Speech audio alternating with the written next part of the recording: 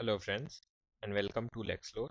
In this video, I will be covering as to how one can solve the principal facts questions. I have already discussed in my previous video as to what are the different kind of questions a student may face during the CLAT examination, among which principal facts questions are the most common one and therefore important. Before moving further, it is important to understand the nature of principal facts questions.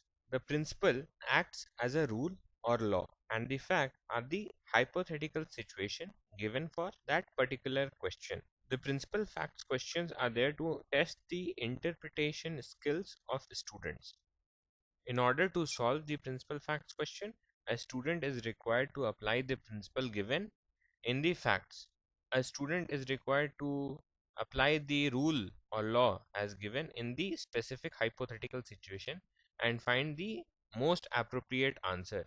Since the CLAT examination is of multiple choice questions, therefore the student is required to find the most appropriate answer among the given options. There are certain thumb rules. First is never assume principle or facts, and second is to stick with the principle and facts only. Don't apply your knowledge or concept which you have learned while solving questions. Stick with the principle and facts only. PFP rule, that is principle, fact and principle rule. Don't jump into options. This is how I use it while solving questions. A student should read first the principle, then facts, and again the principle. While solving, a student should read the principle, understand the rule or law, and then understand the situation, the fact, and then if required, the student should read the principle again and then find the most appropriate answer.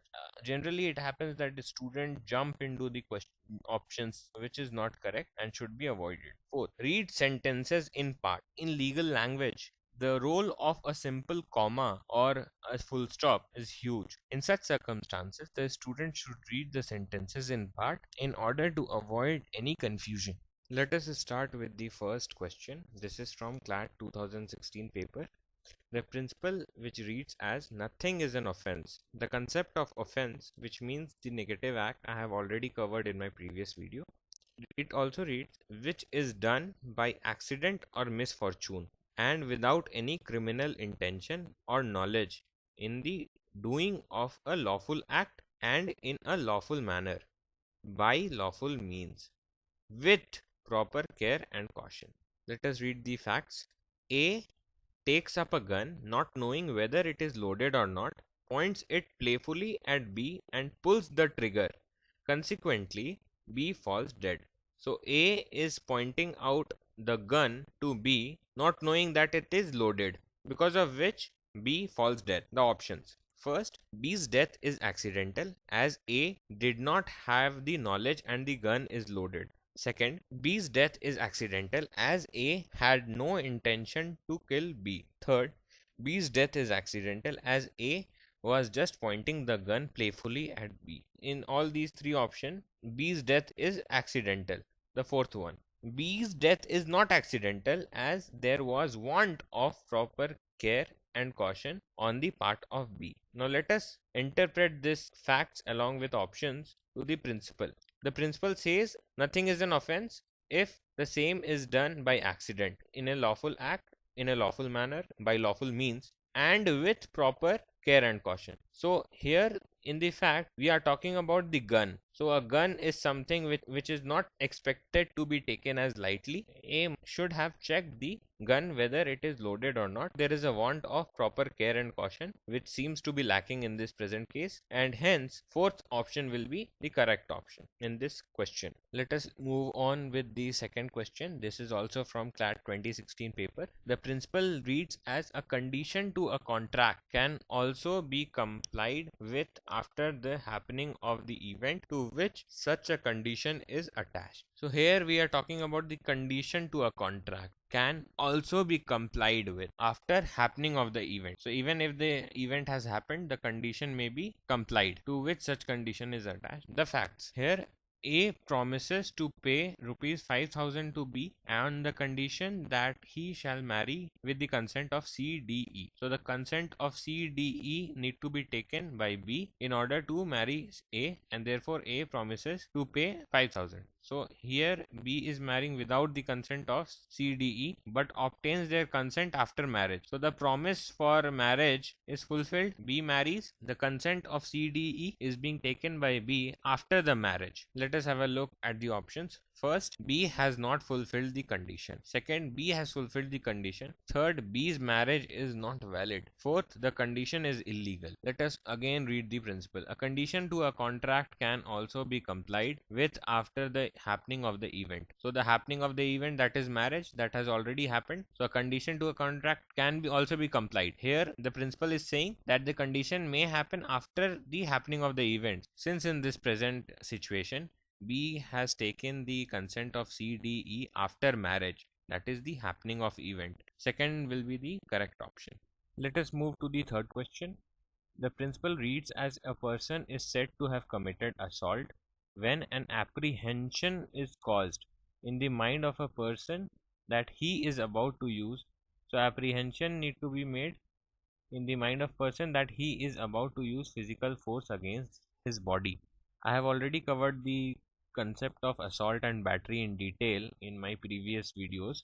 The facts: A abuses B while he was sitting in a moving train by aggressively shaking his fists when B was standing on a railway platform at a distance. What is happening? A is in a moving train and shaking his fists aggressively. B is standing at a railway platform at a distance. So what is important is apprehension to be caused. Options: A has caused fear of assault in the mind of B. A has committed assault against B. A has not committed assault against B. A has caused apprehension of assault in the mind of B. In this case, A is in moving train, B is standing at a distance at the railway platform. No apprehension is being caused, which is essential element of the principle. Therefore, the correct answer will be third, that is A has not committed assault against B. Let us try the fourth question. This is also from CLAT 2016 paper. The principle says copyright law protects only work, and work means cinematographic film but does not include performance by an actor in a cinematographic film. So it does not cover the performance by an actor, but work means a cinematographic film. Fact: Alia Bhatt acted in a movie. That is very simple fact. Options: the acting of Alia Bhatt can be protected as film producer's work. The acting of Alia Bhatt can be protected under copyright law as professional. Third, the acting of Alia Bhatt cannot be protected under copyright law. And fourth, the acting of Alia Bhatt can be protected under copyright law only as an artistic work. The principle says that copyright law only protects work, and work includes the film and does not include the performance by an actor. So it clearly saying that it does not include the performance by an actor.